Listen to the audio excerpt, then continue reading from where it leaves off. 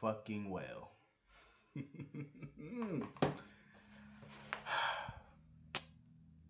I'm not even gonna say I told you so. I'm not. I said it, but I'm not gonna say it. You know what I'm not gonna do it. Not yet, at least. Um, Today was intriguing, somewhat. It wasn't surprising. It wasn't the shocker. Um, I'm gonna get into that towards the end of this video because that was the main story. I don't want to talk about the main story yet. I want to talk about the millennial stuff. Um, so Julian was a complete jackass today. Um, I don't blame Griffin for how he feel about Julian. I really don't. I can't say that I blame him. I mean, Julian is responsible for his father's death. He's never going to get to know his father. So I can understand his anger towards the fact that the man who ordered his father's death is free or possibly going to go free. Um, that's some heartbreaking shit, and it would piss anybody off in that situation. So I definitely feel bad for Griffin. And Julian didn't help matters when he was at the penthouse and he was so rude and arrogant with Griffin. Um, who Ava sleeps with is none of your concern. You know what I mean? Like that's none of Julian's business. He should have minded his damn business. Second, you could at least show some respect and some compassion to the guy. You had his dad murdered. And you were such an arrogant ass to him. And I felt like if I was Griffin, I would have knocked him flat on his ass. He would have got his ass beat. But that's the thing about Griffin, though. He learned through his faith to turn the other cheek. And that's basically what he did. I wouldn't have been that big of a person because if the person who had my father killed and you're walking free and you could possibly fully be free, I would have bust your ass.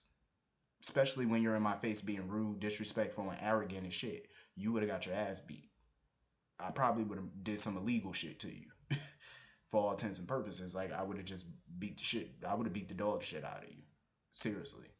You think that beating that you got in prison was something? Keep being a jackass in my face and see what happened to you. That's how Griffin should have handled it. I understand that Griffin didn't want to do that in Ava's apartment. I get it, but there was no call for the way Julian was acting towards him. Um, Last time I checked, Griffin is the victim, not Julian. You had his father killed. He didn't even get to know his father, and you had him murdered, and you're basically walking free. And on top of that, you're being a jackass. Like you deserve your ass beat. But I respect Griffin's opinions and his views and how he doesn't want to break bread with Julie and Jerome. And it's difficult for him to date Ava with Julian being her brother. Because that means that they have to be in each other's orbit, and that's a hard pill for him to swallow. But what made me kind of laugh was when he called Julian a murderer. I'm like, yeah, Julian's a murderer, but don't forget that the bitch that you're sleeping with is also a killer. Food for thought. I'm just saying. You call Julian a murderer, but you're sleeping with a murderer as well.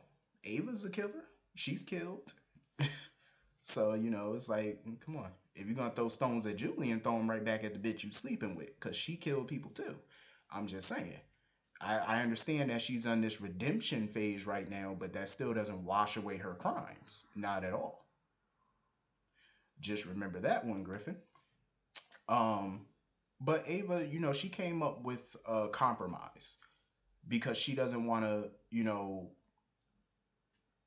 ex her brother out of her life, which is totally understandable. Julian is her brother. She just tried to appeal to Griffin and get Griffin to understand the life that Julian grew up in, with Victor Jerome as his dad, as their father. Like Victor was overbearing, controlling. He expected Julian to take over the organization, but Ava told Griffin that it's not, being a mob boss does not come natural to Julian. He sucks as a mobster. He's not like Sonny and, you know, it doesn't come natural to him. It's not in his heart. she's trying to get Griffin to understand Julian, but at the same time, I felt like he shouldn't have to understand him. That man had his father killed. He has every right to hate his guts. He has every right not to want to be around him. But I felt like, Ava did good trying to come up with a compromise because she doesn't want to lose her brother and she doesn't want to lose her new boyfriend. Totally understandable. So she tried to come up with a compromise. Basically, she will see Julian on her own time, and Griffin doesn't have to be around Julian. He doesn't have to have dinner with him, nothing, And I feel like that's a cool compromise. And Griffin was cool with it because he doesn't want to jeopardize his relationship with Ava either. So a compromise must be made, and they made it. Um. So anyway, Alexis was talking with Dr. Bench. He's still a shady motherfucker to me. I know some people might not agree, but until they get proof, but it's something about him. He's shady. Kip Nero, she's shady. Andre Maddox, he's been proven to be shady. So it's like every new character is pretty much flawed at this point. Peter August, we don't know him yet like that, but I'm pretty sure he's shady too. Um, it's just too many shady new characters. I'm like, what the fuck are the writers trying to do? Like, why are you bringing in all these shady new characters? Like, are they supposed to be main characters or are they recurring? Like, what are you trying to do with these people? Because when you're trying to build new characters, you're not supposed to start them out shady as shit and then try to redeem them later. Like, because sometimes you're backing them into a corner where they're not going to be able to get out. Um, but even though we don't know anything about most of these new people, but I just get a shady vibe from all of them pretty much at this point. It's the timing of it all. Like all these people are coming into town around a time where people don't know who kidnapped them, they don't know who drugged them, they don't know who mind fucked them, they don't know anything. So then you got all these new people coming in, so you don't know who's working for who, who's evil, who's not. So it's like you have to be on your guard with all these new people because a lot of them are shady. Think about it. Andre pretty much admitted today he came to town and planted himself in Port Charles just to keep tabs on Jason Morgan. So at this point, we don't know anything about these people. Um, Dr. Bench could be a plant. Peter August could be a plant. We don't know nothing about these people. So I'm calling it now. They're all shady to me. But Alexis pretty much don't know what she wants. I think in her heart she wants Julian, but her mind and stuff is just telling her no because she just got her law career back and she don't want to fuck that up because she almost lost her career. And if you know the Alexis character, then you know her career means everything to her. So she doesn't want to jeopardize that again. You know what I mean? By being with Julian. But the heart wants what it wants. When Julian popped up or whatever and he met Dr. Bench and he was asking all these questions, basically fishing for information on Alexis, seeing if she dating this dude. Alexis gave up a little bit too much information when she said, "Oh, he had Thanksgiving dinner with me." Da da da da. You didn't. You shouldn't even have told him that. That was way too much info. You shouldn't have told him that. You should have just kept it as, "Oh, he's friends. We're friends." That's all you had to say. Matter of fact, you didn't have to say shit because you don't owe Julian an explanation. Y'all are divorced. When she introduced him to Dr. Bench, she labeled him her ex-husband. Emphasis on ex. And all Julian could say is, "Oh, we share two kids." He said we share a daughter and we have two grandkids. Julian, the last time I checked, your daughter is a grown ass woman. It's not like she's Jake's age. Um, so that whole thing, and Alexis put him in his place. She told him, well, if you want a relationship with Sam and Lucas, have at it. Go talk to them. But as far as she's concerned, him and her, there is no him and her, and I like how she handled that. But Dr. Bench was definitely putting Julian on alert that your time has come and gone. Alexis is basically about to be my new boo, so you need to skedaddle. And Julian was looking at him like, all right, motherfucker, we'll see. That's how he looked at him. He was like, okay, we'll see. So basically, the battle lines have been drawn.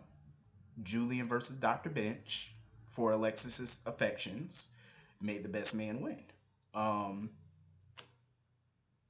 who knows? Maybe. Maybe Dr. Bench will come out on top.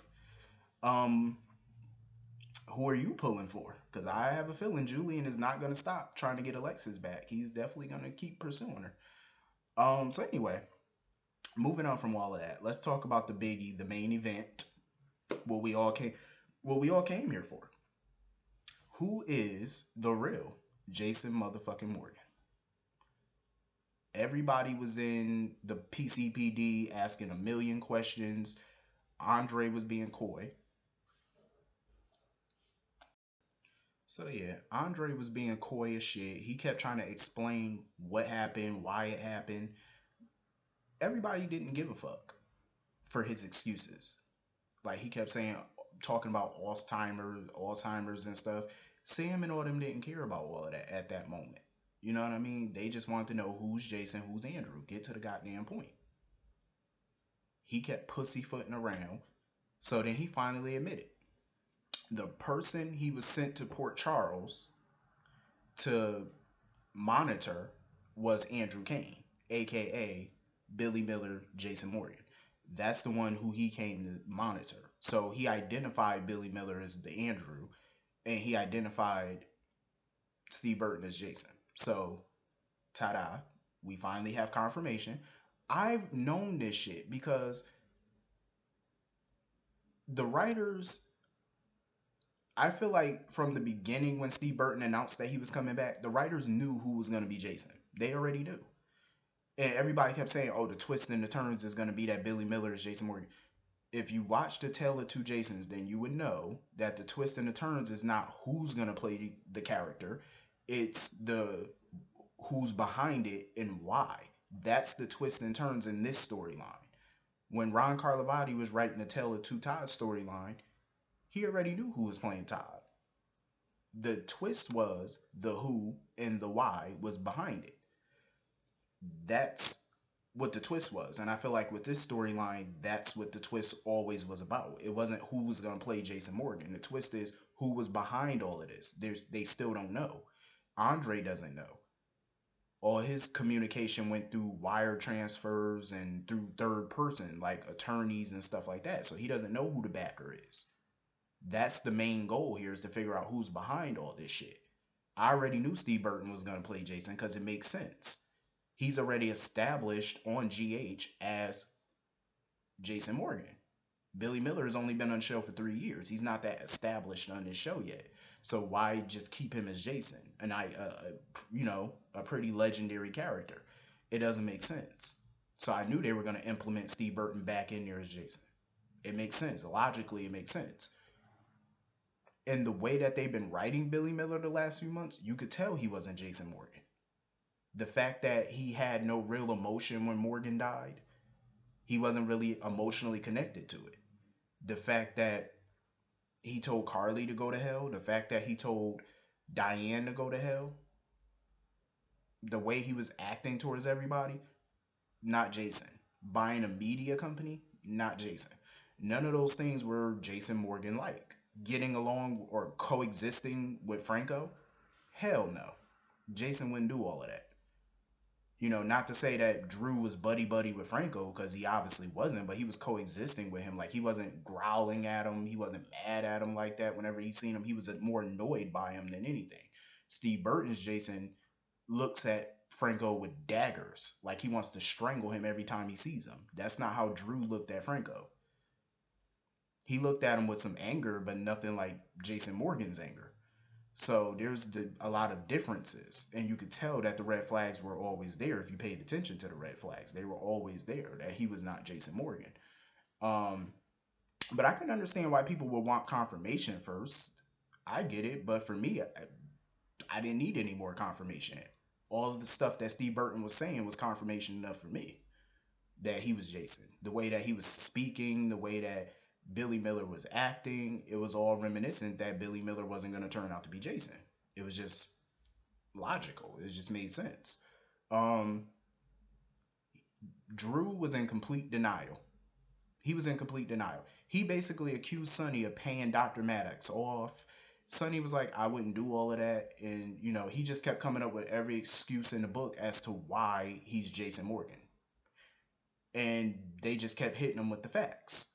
So Spinelli pretty much told Jordan, you got the fingerprints of Drew when you arrested him back in 2015 or whatever. They still got his prints on file. Matched those prints with Andrew Kane's prints from the military, from the Navy, and you will definitely get a match. She looked it up and she got a match. It was a match for Andrew Kane, so it proves that he's Andrew. Even Curtis had to tell him that you need to face facts. You're Andrew Kane. And him and Sam was talking. Frank Spinelli gave him the picture of him looking like Steve Burton when he was in the Navy, telling him about all the accommodations or the awards that he won and stuff when he was in the Navy. Basically telling him like you're very accomplished in your own right. You're a hero. You're all these things. You're just not Jason Morgan. You know what I'm saying? So he just went into the interrogation room with Sam to grasp all of this and what all of this means. Carly and Autumn, of course, were happy, so they all went for a drink. Jason had to stay behind and fill out the paperwork for the whole Franco assault thing. I really wish Monica could have been there. I wish, Monica could have been there. Michael. I just wish that they could have been there instead of Franco and Elizabeth. I felt like they didn't really need to be there. Franco is pissed that Steve Burton is Jason. He's pissed because now he's worried about how this whole thing is going to work now. Because now that it's proven he's the real Jason Morgan, that means he's also Jake's dad. So therefore, how is the co-parenting thing going to work between Jason and Elizabeth? And now that Franco's moved in with Elizabeth, how is all that going to work? Because like he said, when Drew was Jason, Drew tolerated him for Jake's benefit. But he's afraid of Jason pretty much because Jason at this point is a loose cannon with regards to him. So he's afraid, as you should be. Um, I don't feel no remorse for Franco. He's just a waste of space on this show. No respect to, no disrespect to Roger Howarth. Like I said a million times, Roger got saddled with a horrible character, and it just is what it is. I wish Roger definitely would stay on the show, but I just wish that they would get him another character. If you can't get him Todd Manning, give him somebody else, a new character. In my opinion, Roger Howarth should have played the character of Peter August, the new COO of Aurora Media. That's who should have played, Peter August, Roger Howarth. He would have been great for the role. No disrespect to Wes Ramsey, but give him another character. Um, so Drew, he's worried about the money. He's worried about the money. He's worried about the assets. He's worried about the media company. Diane wants to spearhead the whole thing so she can get Jason all his assets back. I'm pretty sure Jason is willing to let them keep the penthouse because Jason doesn't really care about the penthouse. I'm pretty sure Jason's going to want his money and his ELQ stock. But as far as the penthouse and the media company, they can keep that. You know, he's not trying to take that away from them. They can keep it. I'm pretty sure he would voluntarily give that to him. He's not going to eject them from the home that they shared the last couple years. Um, what pissed me off about Drew was that when he walked up on Jason, he talking about I don't care what DNA say, we're not brothers. He was just so hostile towards Jason. Like, why are you so hostile towards this man? He's not the reason you're not the real Jason Morgan. He's just as much a victim as you are. Both of y'all are victims. Why can't Drew see it? You're both victims. Jason never had the intention of ruining anybody's life. He just came back to claim his life. And at this point, Drew should try to figure out his life as Andrew Kane. His past. Instead of barking and raving and being mad at Jason, why are you being upset at somebody who had nothing to do with this? He's a victim just like you. And you're pissed at him for no reason.